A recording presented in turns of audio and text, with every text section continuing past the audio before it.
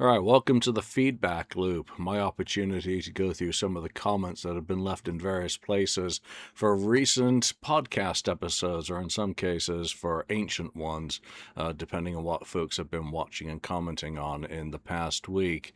So we only had the one show this week, and that was, of course, quadrophobia. But first comments are from a couple of older videos, and first up is going all the way back to episode 593. Let me see if I can see when this one came out. I can't. But we're on coming up to 640. So that's been a while, and Felix Lusash suggests Ken did a Michael Corleone on me. Bang. Okay. Ken must have whacked me. There we go. Gonna have to look back at episode 593, which was Kiss Transitions, and see how Ken got my number in that episode.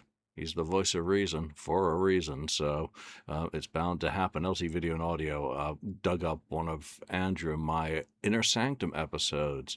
That's also from quite a while ago. We did a video feature on East Rutherford, New Jersey, The Last Kiss. And LT thinks Universal should put out a Blu-ray with the full show in its native widescreen and enhanced audio, and they think that that release would sell. You know what? Wasn't that on Kissology 3? May have been, but anyway, I don't remember. Maybe they're talking about some other video in that episode. Inner Sanctum, that was a fun series to do with Andrew. There are a few more videos that could be covered for that topic. One other older episode that got a comment was Charles Bronson dug into episode 636, which was Naked Kiss Ranked, and that was, of course, the Unmasked albums, 83 to 97. Where we put them in our current preference orders, and they thought that, well, it wasn't, they didn't think, that it was a statement. Carnival Souls is my favorite Unmasked album, the heaviest Kiss album of all time. Well, there's no doubting it's heavy. So to each their own, as always. So Quadrophobia, that was a fun episode, just to kind of reframe the solo album songs as if Kiss had treated an album like the Beatles' White Album. And the Beatles' White Album is really a moment in time album. There's a lot going on in that period for that group. One of great creativity and friction. Someone did point out a correction, but I guess I'll get to that in a minute. So, Mark Ibrahim, a very good episode, gentlemen. Enjoyed it. Thank you. Well, thank you for watching. Peter Balk.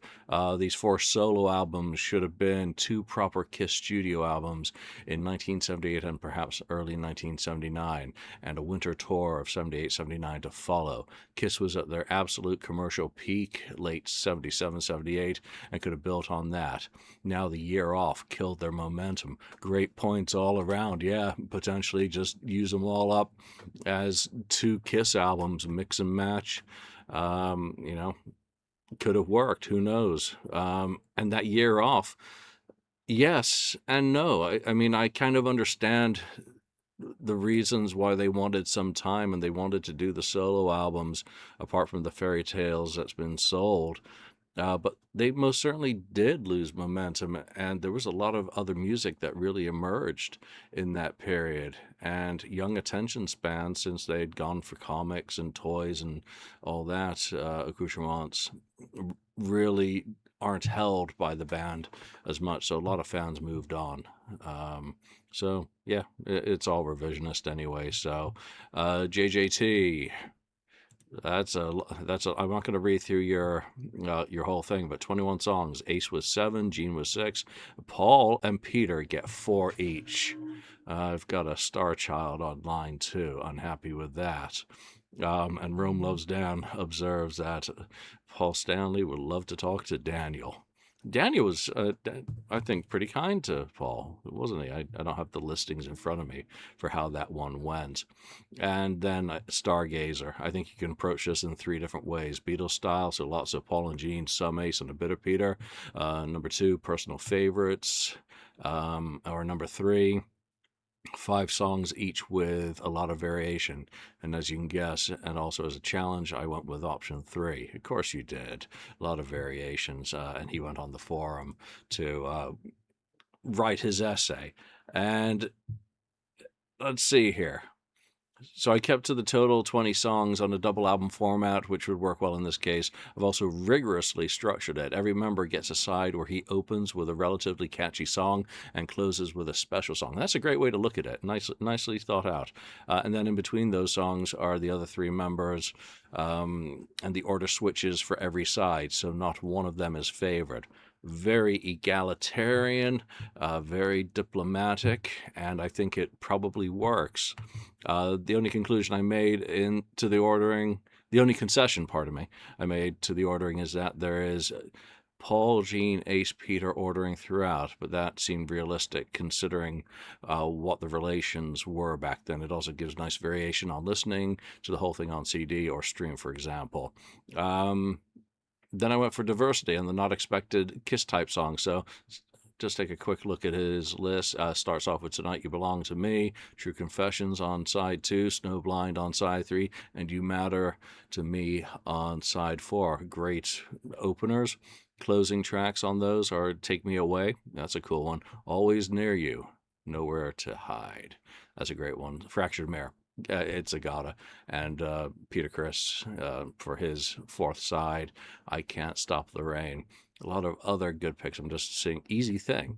Yeah, and Kiss the Girl Goodbye. So, yeah, Max went deep with that. Nothing else really jumps out at me as an oddity or something really notable. Great selections. Really cool, Max. Thanks for putting that time and thought into it. Let's see, what else? Joma, no Rip It Out. I would have swapped it for Fractured, which I love. Well, Max picked what Max wants, and that's how it goes. Who else? We've got KissFAQ. Equality was key to keep good vibes inside the band, so 5 songs each. Each side sequencing can stand on its own without being too repetitive or boring. Each member starts and closes one side. A good opener and a good closer are important. Great minds think alike. So went the same way as Max. Opens with Jeans. Radioactive closes with See You in Your Dreams. Peter's, that's the kind of sugar Papa likes. An Easy Thing. That's another. Again, I'm glad to see some of these kind of what I think are the more obscure songs from the solo albums making people's lists. New York Groove leads off for Ace, closing Snowblind. He's got Rock Me Baby in there. That's a deep cut. Nice. And then Paul's album, Tonight You Belong to Me, and closing with Goodbye. Yeah, Goodbye's like almost too easy. Lots of great ideas submitted above. That's the voice of reason, giving his nod of approval. Jay Lefty, a double album using the 4 paintings would have been a much better choice. Eliminates the filler and doesn't bankrupt Casablanca. I don't think Casablanca cared too much about being bankrupted. Neil was gonna Neil. He was Neil Bogart. He only had one way of operating. So this week's episode is going to be celebrating the 30th anniversary of You Wanted the Best, You Got the Best. So that should be interesting. Do join us if you're able to, or catch the episode after. We'd love to have your thoughts while we're doing the show. All right, that's it. Thanks for commenting on these episodes. Thanks for listening to the show and for your support. It's very much appreciated.